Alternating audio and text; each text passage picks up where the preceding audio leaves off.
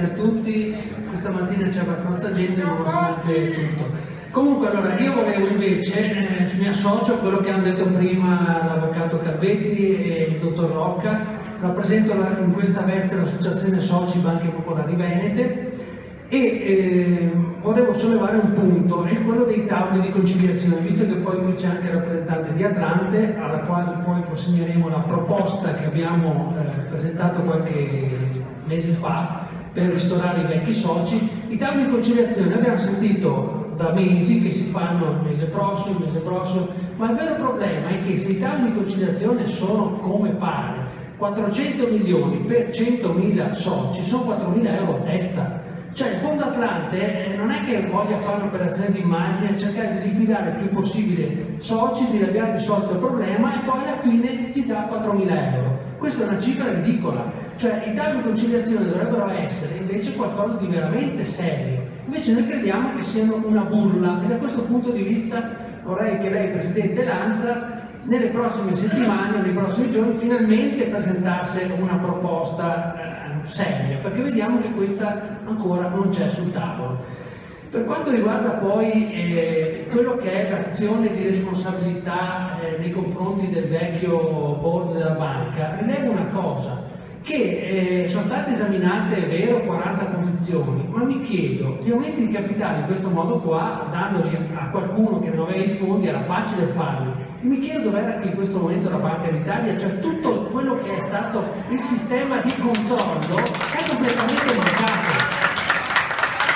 È completamente mancato, cioè è assurdo, è stato fatto un aumento di capitale dando soldi, anche facendo figli baciati a chi proprio non aveva. C'è il caso emblematico di quell'imprenditore che aveva 3 dipendenti e ha 200.000 azioni. Ma è possibile questo? Cioè questa qua era una grande banca del territorio, ma in questo modo siamo tutti capaci di fare banca. Quindi io credo che a questo punto la banca dovrebbe fare qualcosa di molto più serio, cioè andare a guardare tutto quello che è successo in questa banca dal 2006 in poi, perché i problemi di Veneto Banca cominciano, secondo noi, nel 2006, quando rileva la banca di Indra, che è una banca fallita in Lombardia, poi si compra la banca Puglia, la banca Cupra Montana, tutte banche, la banca Meridiana, tutte banche che hanno appesantito il bilancio della banca, perché comunque le grandi sofferenze di questa banca, che sono pari a circa 8 miliardi, vengono quasi tutte da fuori Veneto.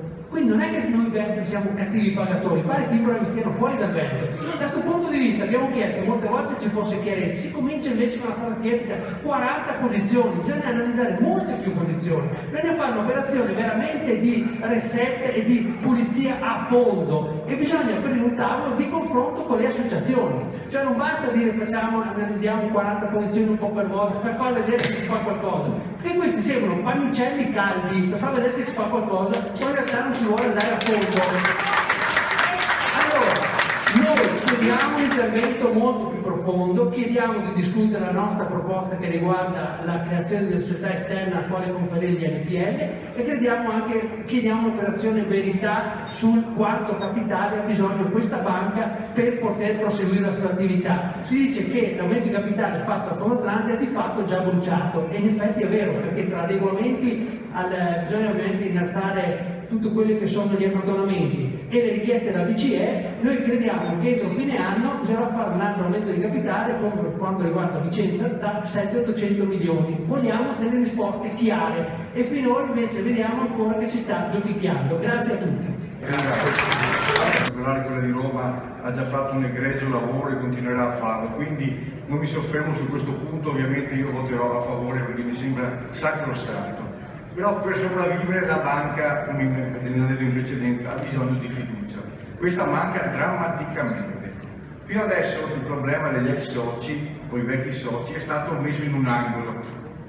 Non si parla di rimborsi o si parla di rimborsi risibili, perché io credo che il 20-30% o i 4.000 euro che qualcuno prima mi ha proposto siano elemosina di fronte ai vecchi soci. Senza di questo la banca non ha futuro e le cose secondo me stanno precipitando di mese in mese. Qui vediamo i presidenti cambiare di mese in mese, segno che ovviamente la situazione sta precipitando in maniera velocissima. Allora, noi abbiamo detto dove troviamo le risorse, assieme ad altre associazioni abbiamo presentato una proposta per la gestione seria degli NPL da distribuirsi, perché quelli sono soldi nostri, da redistribuire tramite obbligazioni. Questa proposta è stata presentata alla stampa, è stata inviata a Veneto Banca. Fino ad ora la banca non ci ha né chiamato né ha commentato questa proposta. Allora a questo punto vi faccio una domanda. O dietro questo NPL, alcuni di questi, c'è qualcosa che noi non dobbiamo sapere, oppure avete delle proposte migliori di questa, ma se le avete fatele presto, perché qui la situazione sta generalizzando. Il bail-in è dietro l'angolo ormai, è dietro l'angolo. A questo punto vi domando un'altra cosa, ma una banca che non riesce a gestire i risarcimenti dei soci in maniera seria, perché non vogliamo l'elemosina, a questo punto vale la pena che sopravviva? O è meglio direttamente andare verso il bail-in? Adesso noi, assieme alle altre associazioni, promuoveremo di togliere tutti i nostri conti correnti dalla banca e anche dalle banche di Atlante, perché se questo è quello che volete, andiamo verso il bail-in. Noi abbiamo già perso tutto. Noi abbiamo già perso tutto. Se non vediamo riscontro dall'altra parte, a questo punto è giusto, chiudiamo baracca e burattini. Mi sembra, ecco questo di fronte ad Atlante, secondo me, questo deve porsi Atlante come problema. Qui stiamo creando un precedente nel sistema bancario che porterà a situazioni devastanti per tutto il sistema bancario, non solo per Veneto Banca. Quindi ad Atlante, al dottor Penati, valuti seriamente il tavolo di conciliazione.